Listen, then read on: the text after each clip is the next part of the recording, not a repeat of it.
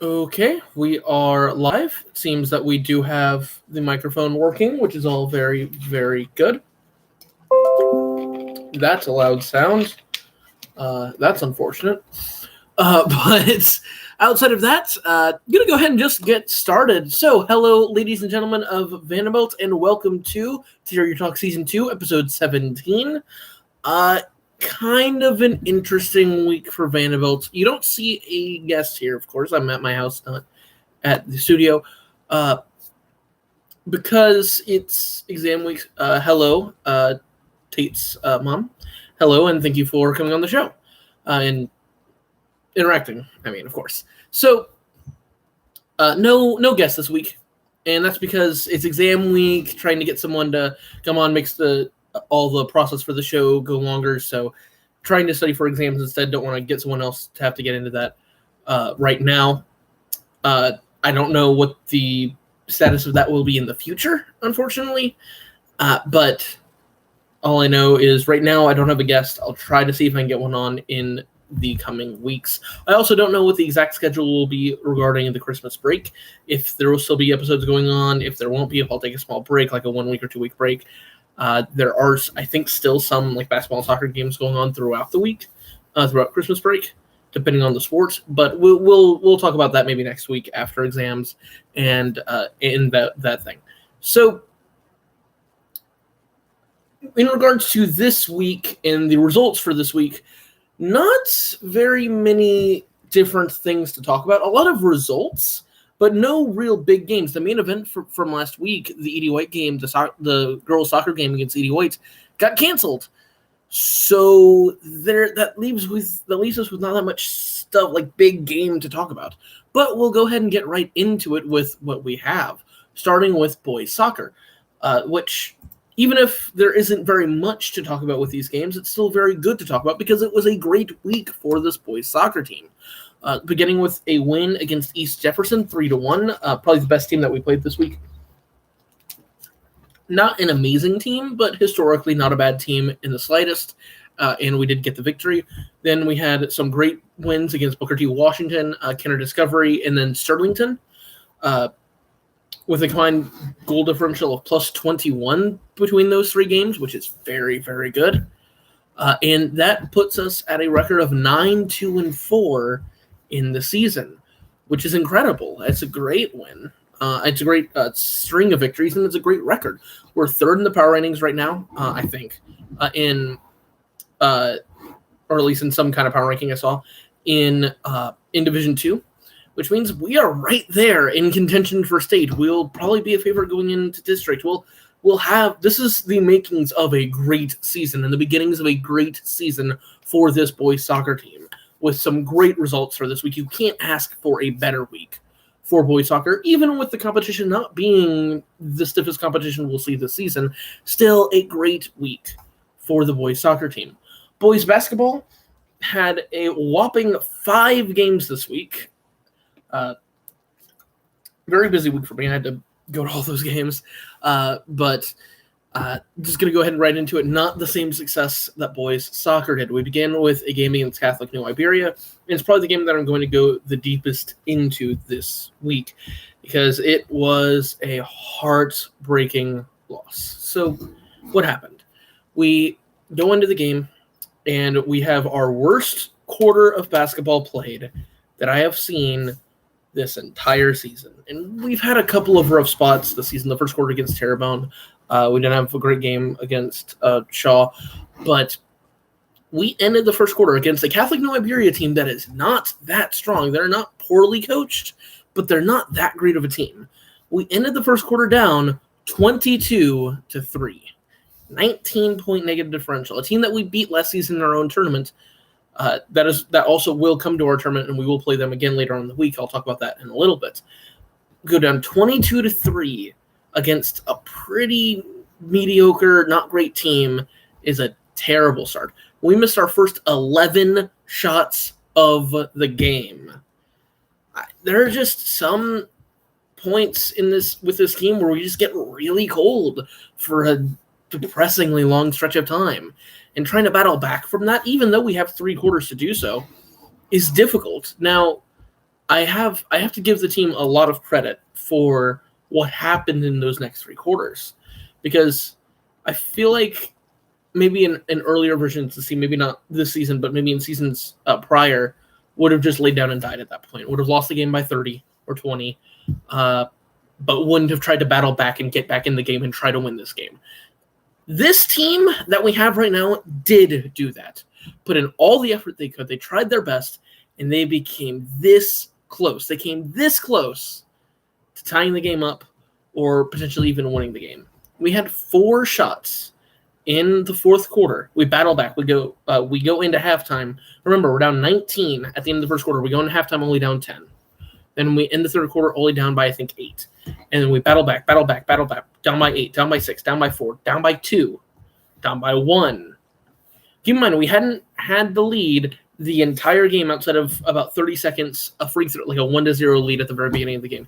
Pretty much no lead the entire game. And battle back. Layup. I don't remember who shot up, but a layup, like a steal, fast break layup to take the lead, and it goes out of the baskets. Later on, I think it was just a jump shot, like a 2-point jump shot to take the lead, and it's a miss. Another shot to tie, and it's a miss. And then a fourth shot that I'll talk about in a little bit. 3 shots throughout. Hello. I don't know about, but thank you everyone for commenting and interacting and talking with me in this live stream. So thank you for that, and I am doing well. So but have a chance, like we're battling back, get all this momentum, and we just can't quite take the lead every single time. We get into the final 2 minutes. We're down. We have to get a stop. We have a hard time getting a steal. We have to foul. They get a free throw miss. They get the put the bucket in. They're up by, I think, 3 at this point, or up by 2. And with about a minute left to go in the game, we get the ball after, I think it was a made free throw. I do not know that, unfortunately. I don't pay enough attention to Parker Honda Player of the Week. I probably should. If you're asking this, I can probably look it up if I have to. But meanwhile,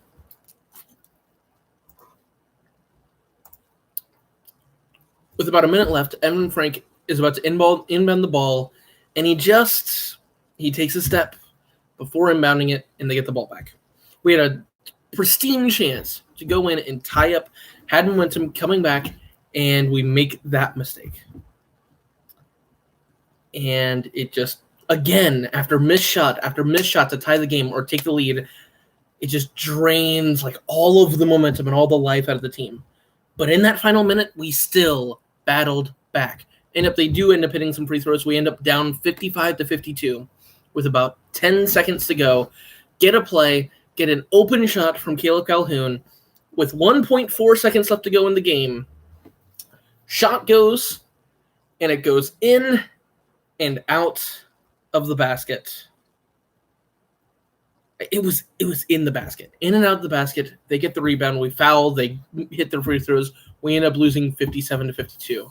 But despite all the mistakes, despite the terrible start, despite everything, I'm talking about one specific game. The team overall, I'll talk about in a little bit. But despite all the mistakes that we made, despite everything, all the mental errors, all the fundamental mistakes, we were this close to getting into overtime. This close. The basket, it went in and it went out. Heartbreaking loss. The results is unfortunate, but there is a lot of heart in that team that I think as the team develops, because there is a lot of youth on the team. Alex Castell is getting starts. Alex Castell is getting playing time as a freshman. He's only going to get better. We have a couple of players that are not seniors. They're only going to get better over these next 2 years. And this is a team that's going to develop. And even though we didn't win the game, there was a lot going into getting that close. and a lot of development that I can see throughout the season and from seasons past. I mean, right, we have to eliminate mistakes. That's what a lot of basketball is. Maximize the potential of possessions. You're not going to score in every position, but you need to maximize fruitful possessions, which we did not do in that game. So another interesting aspect of this game, I kind of want to talk about it during the game, but there's a considerable lack of depth, I guess I'll say, on this varsity team, which I think is part of the whole developing thing. There's a lot of really talented young talented youth in like the 7th, the 8th, the 9th graders, but a lot of them aren't quite ready to get into varsity basketball action. For that Catholic No Iberia game, we only dressed 8 players. And we were three fouls away from we were only 3 fouls away from not being able to field 5 players in that game. If we went to overtime, we would not have had a full team of 5, which doesn't really mean a whole lot with the game specifically. It partially shows just how like tough and physical the game was, and we left it all out there in those final 3 quarters, especially to try to win that game. But it's just something that we're going to have to deal with throughout the season. We don't have a lot of depth at varsity, and we'll have to develop and we'll have to become a more, I guess, a better team with what we have, and that'll have to.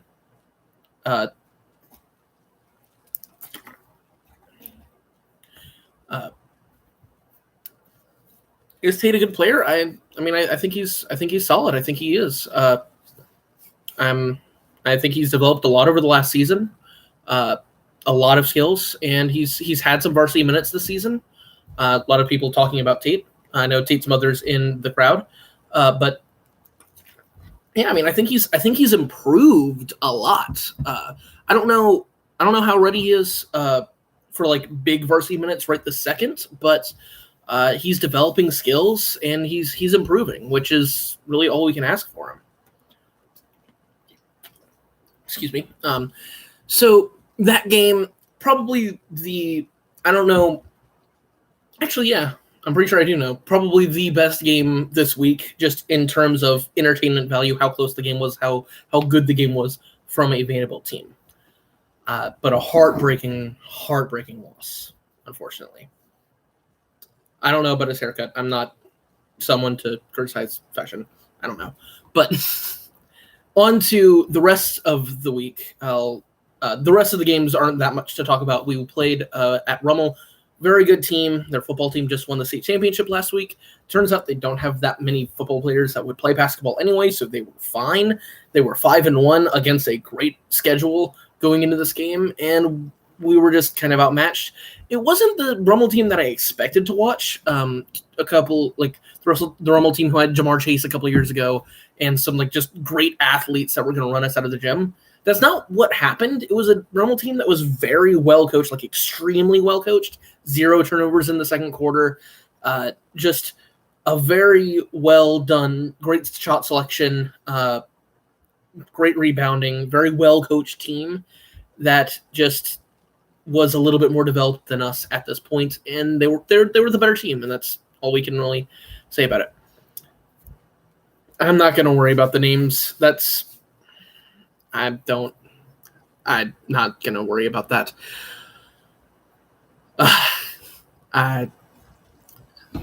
I'm not. You guys can name yourselves whatever on this website, and I don't really care. I'm more worried about the content and the questions that you might want to ask that are more sports related or Vanderbilt related. So then we had our own holiday classic tournament Thursday, Friday, and Saturday. That just concluded, of course, yesterday at Vanderbilt. We hosted it. I thought the overall tournament went well. A lot of the games were very close, very competitive, which is very good. But unfortunately, our games weren't that great. The Thomas Jefferson game, which was the Thomas Jefferson game. Almost confused it with East Jefferson, which I'll talk about a little bit later in a soccer game. But the Thomas Jefferson game was the one that opened the tournament.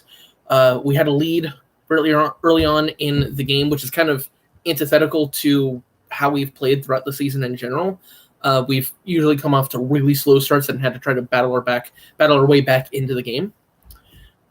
This one, we had a great start and then kind of trailed off towards the end and ended up losing by 6. Thomas Jefferson, keep in mind, proved to be a very good team in this tournament. The team that played Letcher the closest, played Letcher closer than Terrebonne, who made the finals, did. Thomas Jefferson did that in the second round, and then they beat Ascension Episcopal in the third place game rather strongly. So actually a very good loss, especially considering the fact that the game was very winnable after the first quarter, and we kind of let it slip through our hands. As unfortunate as the loss is, there are certain signs, definite signs of improvement and of this team having true potential to do great things later on in the season. If we develop and keep improving, we really can do great things. The next day, because both we and Catholic No Iberia lost in our first round games, we played each other, and we got our revenge at home against Catholic No Iberia. We hit a bunch of free throws at the end of the game to separate out from about a 10-point win to about a 17-point win. Final score 51-34, and a great win for us. And finally, the consolation championship game against E.D. White. Now, a little bit about E.D. White's situation, and just before I talk about the Vanderbilt E.D. White game, which is a part of the Holy War, E.D. White had the best game of the tournament, just overall against Terrebonne that first night. It was the main event of that night, I'm pretty sure, the final game. And it was great. Terrebonne ended up beating them 56-55. Of course, we have now seen both teams. But it was a war. And Terrebonne had a second war in the second round against Ascension Episcopal, where they ended up winning by 3 without hitting a single bucket in the fourth quarter. They won 35-32. So just a little bit of background about how the whole tournament went. Those were two of the best games. And then to begin the final day, Centerville and Catholic No Iberia had a really good game in the 7th place game, both looking for their first win of the tournament. And Centerville gets some buckets near the end, hits a basket and one with 4 seconds to go. They miss the free throw. Catholic No Iberia calls a timeout, draw a play up for a guy named Javian Willis, who did not hit a 3. I think didn't hit a 3 until halfway through his second game of the tournament. Only had 16 points throughout the first 2 games of the tournament, and then proceeded to drop 24 going into this final play in 12 in the fourth quarter. Draw it up, get a pass to him, shoots from the wing as the buzzer hits 0, goes in for 3. He drops 27 in the game as Catholic No Iberia beats Centerville 57-54. Just a great game. Just a very, very good game. I understand it was a consolation game, 7th place game, but just the game itself was very good. So that game, the Terrebonne E.D. White game, the Terrebonne Ascension Episcopal game, 3 of the best games I've seen this season, just in general in basketball. Not Vanderbilt games, but I thought worth talking about. So finally, Vanderbilt E.D. White for the Holy War, not a game that's worth remembering, unfortunately. We go into this game blow for blow, kind of interesting, similarly built teams in a certain way. We both have one really, really good point scorer. We both have a couple of really tall, lanky players in Jackson for us, and they have one guy who just joined for them, a little bit less of a basketball player for them than for us. So not the exact same build of teams, a composition of teams, but sort of similar. Blow for blow, 3-point for 3-point. We end up tied 15-15 in the second quarter. And then next thing you know, halfway through the third quarter, we're down 39-17. They go on a 24-2 run where we miss 11 was in the Catholic No Iberia game, where we missed 13 straight shots. We only hit 6 baskets that were not 3-pointers throughout the entirety of the game, and we lose by 20.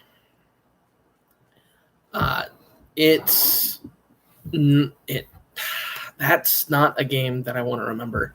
That was not fun to watch in the second half. We just went completely cold. We weren't taking bad shots. Maybe our shot selection can improve, but we weren't taking terrible shots.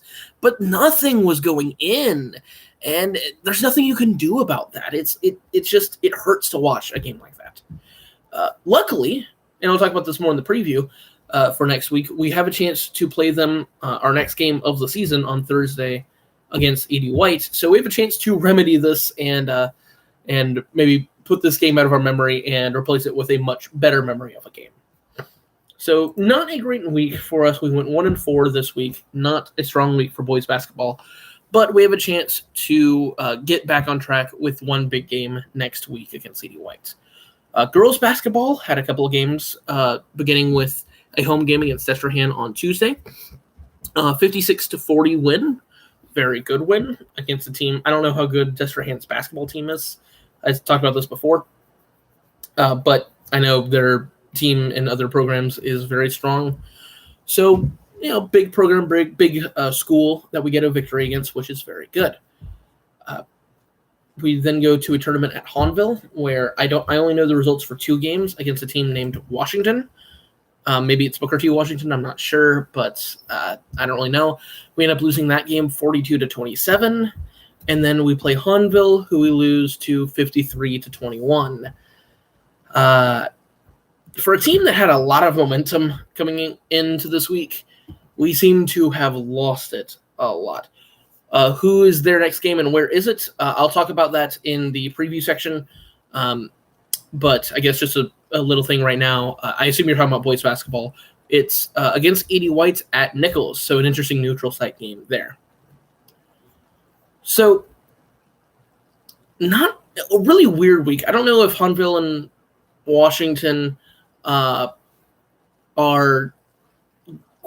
great teams or anything. Maybe they are, and I wouldn't be surprised if they were, considering the results of these games. I just don't really know much about either team. But either way, 2 straight losses after a run of just a great run, finishing 3rd in our tournament. Only a few losses all season, and we run into 2 straight losses. It's not good.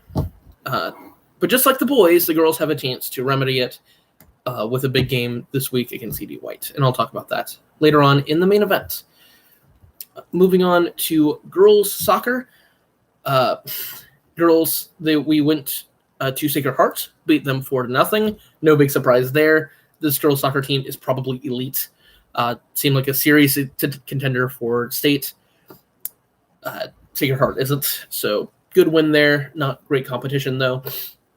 And then a loss, not a loss. A game against ED White. I referred to this at the beginning. The main event from last week got canceled because of supposed predicted bad weather, which is a very lame excuse to cancel a game, in my opinion. So hopefully whenever we do face them, and I assume we will play them at some point, it's not just going to go away, it's going to get postponed to some later date. Hopefully when we do face them, we can make them wish they had played us earlier on in the season so they could have washed the taste of a loss out of their mouth sooner. And then, so that's it for the week, the reviews for the week. I'll talk about previewing the next week, asking about specific people getting on the shows. We'll see. It really depends on what's happening specifically that week. But I'm not sure about a specific person. I'll look into that in the future. So, not a lot this week, and it's not a big surprise. Only 2 individual games, and I'll talk about that in a little bit, but a couple of tournaments for soccer. And that's because of exams. It's the basically finals. I mean, we call them midterms because it is halfway through the school year. But because our school years and our GPA is defined by semesters at Vanderbilt, they really are finals. They dictate with finality our grade for the semester. So these are really, really big exams. I mean, the quarter exams are big too, but these are really, really big exams. And they're not, sports teams aren't going to schedule a bunch of games over the course of this week. Both soccer teams have tournaments scheduled this weekend after the exams are done, while Christmas break technically has begun. Boys soccer at St. Louis, which my guess would be is a pretty big tournament. St. Louis was a big team. It was the game of the year last year, in my opinion, and technically the Terrier Talk game of the year, when we upset them as the 9 seed, beating the 8 seed, beating the 1 seed at St. Louis in boys soccer in the quarterfinals. But that being said, St. Louis is a pretty big program. They were the 1 seed last season in boys soccer. And so it's a pretty big tournament. Yeah, I'm going to go a little more in depth about the tournaments. But so I see it as probably a really big tournament for boys soccer because I don't know a lot about it specifically, but it seems that St. Louis, great program, so probably a chance to prove ourselves as an elite state-level program going into this season. I know the season has started properly now, but this is just another big chance for us to prove ourselves. So that tournament is going on over the course of this weekend. I think it begins on Friday after exams are done. I think it's Friday and Saturday. So best of luck to the boys in that tournament. I think they can have great success against whoever they're playing, but I wish them very good luck. The girls in a tournament I know even less about, the LA Showcase tournament, also going on Friday and Saturday. I do not know where this is, nor do I know exactly a lot of the details, but whatever the tournament is, this is the girls' soccer team we're talking about. I have the opinion they operate at an elite level. So whoever they're playing, I would give us a very solid chance of defeating and having a good result at this tournament. So best of luck to them wherever they are in that girls' soccer tournament. Finally, the main event, doubleheader, because I see both games as very important and very interesting. A doubleheader against Edie White, 2, I guess, holy wars, if you want to put it that way. And this week on Thursday at Nichols in boys and girls basketball. Big, big games for all 4 teams, both the boys basketball teams for us and Edie White, and both the girls basketball teams, us and Edie White. Now, first of all, the Holy War itself. We're 1-3 now after the loss to Edie White in boys basketball, but this game, despite being the big game between both teams have played each other. Both sets of teams have played each other in Vanderbilt basketball tournaments this season. Last week, of course, we saw the girls basketball team open against Edie White and beat them 48-41 in a really ugly game, in a really sloppy game. And then this week, of course, we just saw yesterday the boys lose to Edie White in a game that I want to forget. Both of our teams are coming off of pretty rough losses, a 30-point loss to Hahnville in the girls' case, and a loss just to Edie White yesterday in our case. So both of us have big chances to go into Nichols in a huge game, a huge neutral site game. Technically, it's not at Edie White's, but it's in Thibodaux. And speaking of the fact of it being neutral site, go out there and support us. It's a big game, and if we can have it actually feel like a neutral site game, because we know Edie White's going to show up. We know, they all live in Thibodaux. There's going to be a big crowd from Edie White. If we can have a similar crowd from Vanderbilt, that would be great for both teams. And both teams, coming off of a loss, have a chance against teams that we know we can hang with and beat. The girls kind of underperformed against Edie White. Didn't win by as much as I was expecting us to. But seemed like the better team, unequivocally the better team through those first 3 quarters against Edie White, and a chance to do that again. It's our only win in the Holy War so far this season, and we have a chance to get a second one here. And the boys, we hung with them for a quarter and a half, tied 15-15. If we can just keep that consistency in shooting and play and everything over the course of an entire game, over the course of the entire 32 minutes, then we have a chance to get a win against a pretty strong Edie White team. We saw Edie White compete against Terrebonne in a great game in our tournament on Thursday. So we know this Edie White team is legitimate. and getting a legitimate win would be huge for us. And of course, it's Edie White, so we always want to get the win. But that will be it for this week. Main event, big game against Edie White. Wish the best of luck for both teams. Hopefully getting big wins in both of those games.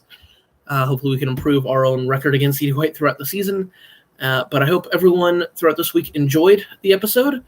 And I hope to see you guys next time. Same channel. See ya.